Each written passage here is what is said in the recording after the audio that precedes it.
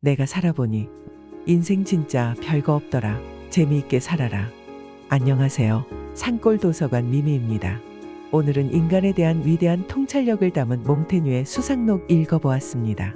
내 인생이 초라하게 느껴질 때 죽음의 의미와 늙어가는 일, 그리고 진짜 내 인생을 재미있게 찾는 법을 몽테뉴의 통찰 속에서 알아봅니다. 1. 모든 곳에서 죽음을 기꺼이 기다린다. 매 순간 다가오는 죽음의 모든 모습을 상상해보자.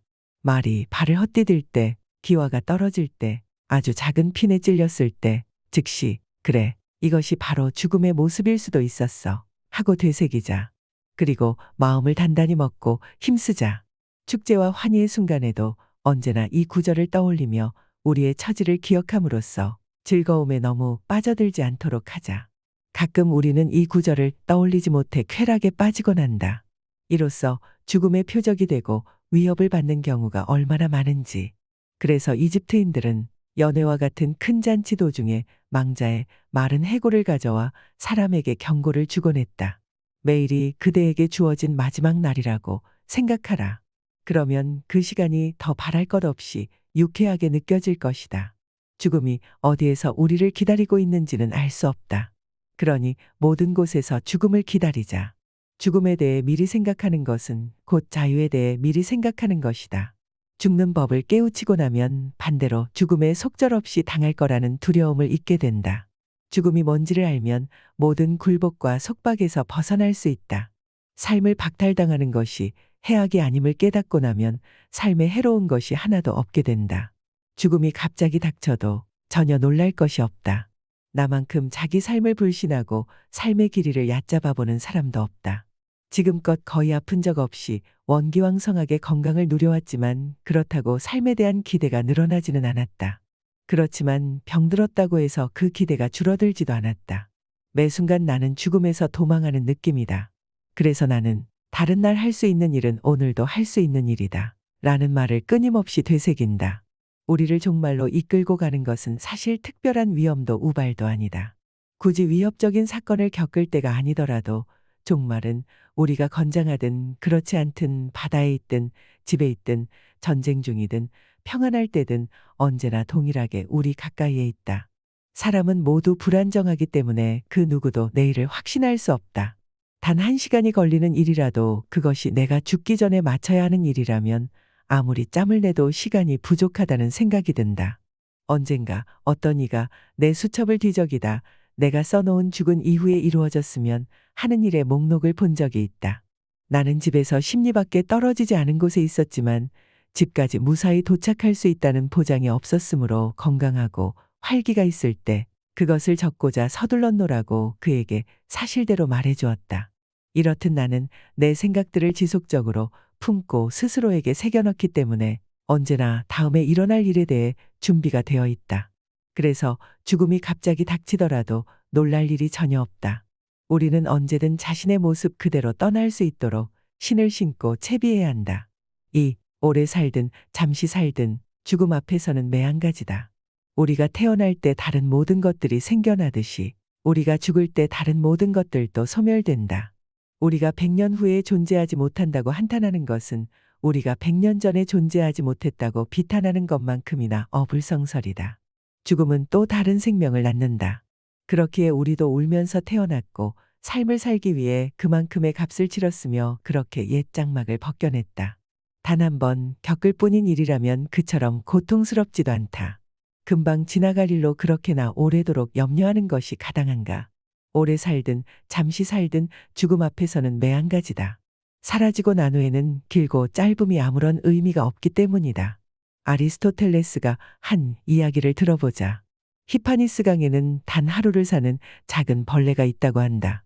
아침 8시에 죽으면 요절한 것이고 저녁 5시에 죽으면 장수한 셈이다. 이렇게나 짧은 생애를 놓고 행복과 불행을 따진다면 우리 중에 비웃지 않을 사람이 누가 있겠는가. 우리네 길고 짧음도 영원이나 자연 어떤 동물들의 시간에 대보면 가소롭긴 마찬가지다. 3. 늙어서 죽는 것은 드물고 이례적인 일이다. 극심한 노화로 기력이 쇠해 죽는 것이 가장 드문 죽음일진데 이것을 인생의 목표로 삼아 기다리는 것은 얼마나 황당무계한 생각인가. 마치 추락해서 목이 꺾이거나 난파를 당해 질식하거나 흑사병이나 늑막염이 걸려 맞이하는 죽음은 자연을 거스르는 일이며, 일상적인 상황에서는 이런 일들이 닥치지 않는 듯이 우리는 노사하는 것만을 자연스럽다고 말한다. 이 좋은 말에 아첨하지 말고 무조건 일반적이고 공통적이며 보편적인 죽음만을 자연스러운 죽음이라 부르자. 늙어서 죽는 일은 드물다. 독특하고 이례적인 이 죽음은 다른 죽음보다 결코 자연스럽지 않다. 노사는 죽는 방법 중에 최후이자 극단적인 방법이며 요원하기에 고대하지 않는 죽음이다. 또한 우리가 넘어갈 수 없는 경계선이며 자연의 법칙이 우리에게 금지한 한계다. 그러나 동시에 노쇠에 이르기까지 사는 것은 자연이 허락한 희귀한 특권이다. 2에서 3세기에 한 명에게나 예외적으로 베푸는 자연의 특별한 호의이며, 그렇게 오래 사는 동안에 겪을 수 있는 모든 어려움을 제해준다. 내가 하고자 하는 말은 우리만큼 나이 먹은 사람도 사실은 그리 많지 않다는 것이다. 사람들이 보통 이 나이에까지 이르지 않는다는 사실은 우리가 그들보다 앞서 있다는 것을 의미한다. 그리고 우리가 일반적인 나이를 넘어선 현재야말로 우리 삶을 평가하는 기준이 되므로 여기에서 더 넘어가기를 바라지 않아야 한다. 이때까지 우리는 많은 사람들이 걸려 넘어지는 죽음의 순간을 잘 피해왔다. 그러니 우리가 삶을 연명해온 것이 기이한 행운이었음을 깨닫고 통상적인 기간이 지나고 나면 이 행운도 끝날이라는 것을 알아야 한다. 늙음이 나를 어디로 끌고 갈지는 알 수 없다. 나이가 들수록 우리 영혼은 심각한 질환과 결함에 더 쉽게 노출되는 것 같다. 젊은 시절에 내가 이 말을 했을 때는 사람들이 나를 보며 턱수염도 나지 않은 어린애가 뭘 아느냐며 비웃었다. 이제는 수염이 희끗해졌으니 좀 더 신망 있게 말할 수 있다. 하지만 우리는 나쁜 습관을 버리지도 바꾸지도 않으며 오히려 더 심화시키는 것 같다. 늙은 영혼은 어리석고 무익하게 오만방자하며 성가시게 짓거리거나 괴팍하고 비사교적인 성격을 갖고 있으며 미신 따위를 믿고 이제는 쓸 일도 없으면서 바보같이 부에 집착한다. 그뿐만 아니라 더 탐욕스럽고 불의하며 교활하다. 늙으면 얼굴보다 영혼의 주름이 더 많이 생긴다. 그렇게 거칠어지고 곰팡이가 슬지 않는 영혼은 없거나 아주 드물다. 모든 인간은 성장하는 동시에 쇠퇴한다. 소크라테스가 얼마나 지혜로웠는지를 알고 또 그가 어떤 정황에서 유죄 판결을 받았는지를 알기 때문에 그가 그 상황을 일부러 조장하고 묵인한 것은 아닐까라는 생각을 해본다. 그도 70세에 이르러 점차 정신적으로 무기력해지고 특출한 명석함을 잃어갔을 것이기 때문이다. 노년기에 들수록 변해가는 사람들의 모습을 내 주변에서도 매일매일 어찌나 많이 봤는지 모른다. 늙는다는 것은 부지불식간에 퍼지는 자연스럽지만 위험한 질병이다. 우리를 압도하는 결함에 대비하고 최소한 그 진척을 늦추기 위해 각별히 주의하고 끊임없이 노력해야 한다. 내가 아무리 방어한다 할지라도 늙음은 조금씩 나를 덮쳐올 것이다. 내가 할 수 있는 한 저항하겠지만 늙음이 나를 어디로 끌고 갈지는 알 수 없다. 내가 어디서 쓰러질지 알면 과연 더 행복해질까? 4. 빨리 늙기보다는 늙어 있는 시간을 최소화한다. 유년에는 앞을 바라보고 노년에는 뒤를 돌아보는 것이야말로 야누스의 두 얼굴이 아닌가. 세월은 원하는 대로 나를 이끌고 가지만 나는 뒷걸음질 쳐서 간다. 내 눈으로 지나간 아름다운 시절을 볼 수 있기에 나는 이따금 시선을 그리로 돌리곤 한다. 옛 시절이 내 피와 혈관에서 빠져나간다 하더라도 최소한 그 이미지는 기억 속에 오래도록 간직하고 싶다.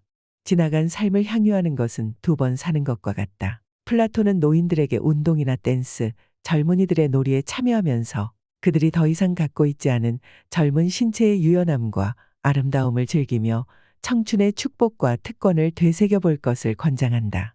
그리고 그 중에서 가장 분주하게 가장 많은 사람들을 즐겁게 해준 젊은이에게 공을 돌리라고 권했다. 예전에는 고통스럽고 어두운 날들이 예외라고 생각했다. 그러나 이제는 그런 날들이 일상적이며 오히려 아름답고 맑은 날이 예외가 되었다. 나에게 나쁜 일이 일어나지 않을 때는 은혜라도 입은 것처럼 기뻐서 펄쩍 뛰고 싶을 정도다. 나를 간지려야 이 초라한 몸뚱이에서 메마른 웃음을 간신히 끌어낼 수 있다. 나는 번민과 늙음에 집중하지 않으려고 하는 상상이나 몽상에서만 즐거움을 누린다. 그러나 공상 이외의 다른 방편이 필요하다. 기교로 자연에 맞선다는 것은 무력한 투쟁이다. 모두가 그렇듯 인간의 사소한 역경들을 기다리거나 연장하려는 시도는 대단히 어리석은 짓이다. 나는 빨리 늙기보다는 늙어 있는 시간을 최소화하고 싶다. 그래서 내가 겪을 수 있는 가장 작은 기쁨의 순간까지도 움켜쥔다. 신중하고 강하며 빼어난 여러 종류의 즐거움에 대해 들어본 적이 있다. 그러나 내가 이 모든 즐거움의 종류를 안다 한들 그것이 어떤 욕구를 불러일으킬 만큼의 영향력을 가지지는 않는다. 이제는 그렇게 웅장하고 장엄하며 호화스러운 즐거움도 감미롭고 쉽고 여유 있는 즐거움도 바라지 않는다. 그러므로 이 순간을 온전히 즐기며 살아라. 주어진 것에 만족하고 현재를 충실히 살아간다. 우리는 현재를 충실히 살아가지 못하고 언제나 그 너머들을 향해 있다.